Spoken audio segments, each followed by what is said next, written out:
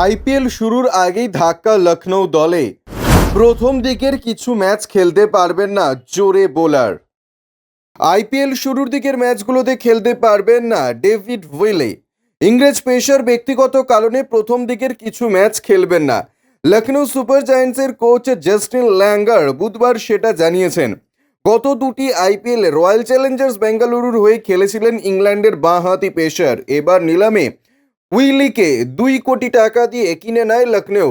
Langer বলেন, Mark Wood আগেই নিজেকে আইপিএল থেকে সরিয়ে নিয়েছিলেন। এবার উইলিও শুরুর দিকে কিছু ম্যাচ খেলবেন না বলে জানিয়েছে। সেই কারণে পেস বোলিংয়ে আমাদের কিছুটা অনভিজ্ঞতা থাকবে।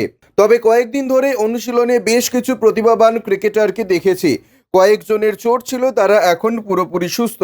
ইংল্যান্ডের একাধিক ক্রিকেটার আইপিএল খেলবেন না বলে জানিয়েছেন।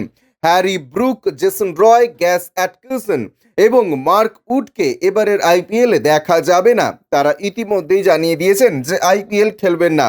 লখনৌ দলে উডের জায়গা সামার জোসেফকে নেওয়া হয়েছে। উইলি না থাকায় প্রথম একাদশে সামারকে দেখা যেতে পারে। ব্যুরো রিপোর্ট, ইউজে নিউজ।